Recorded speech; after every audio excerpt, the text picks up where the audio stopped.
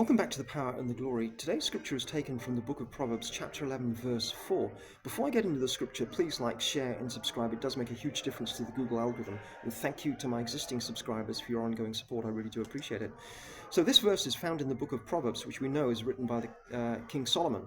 And it instructs believers to put their faith and commitment to righteousness rather than worldly wealth. So I'll read the scripture now. Riches profit not in the day of wrath, but righteousness delivereth from death. So let's have a look at the first part of the scripture. We know riches in a materialistic world are almost held in divine status in the world, but the point is made here is that in divine terms they have no value for God, and certainly not when God comes in judgment. Let's have a look at the second part of the scripture. But righteousness delivereth from death. So this part of the scripture suggests that through salvation the righteous avoid a spiritual death, and this is seen and appreciated as more important than earthly possessions, which is quite understandable. So to reach, the inference is, to reach eternity, you have to live a righteously, morally upright life before God. Now, this is not to suggest that money is in itself bad, because Solomon throughout Proverbs suggests that the skillful use of money is to be admired. And we can see this in Proverbs chapter 14, verse 24. The crown of the wise is their riches, but the foolishness of fools is folly. So it's not that wealth is bad, because it can be a byproduct of being wise and making good decisions. It's just that we shouldn't place our trust in it above righteousness.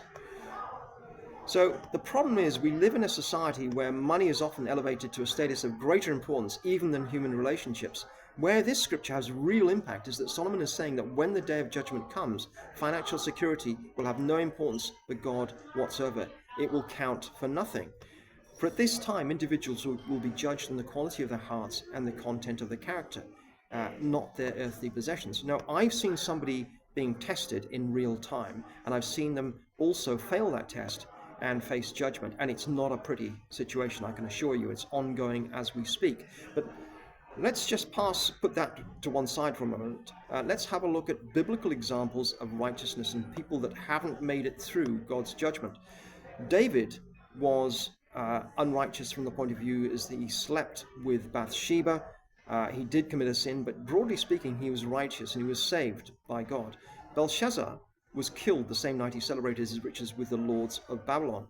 And a rich man fared sumptuously while Lazarus begged, but he woke up in hell. Even if you have a look at Ananias and Sapphira, who were landowners, they had money, but they fell down dead in the Jerusalem church for lying. So what I'm saying to you now is take an audit of how righteously you're living. Align yourself with God, because you don't know how much time you have before you're tested and you fall into judgment.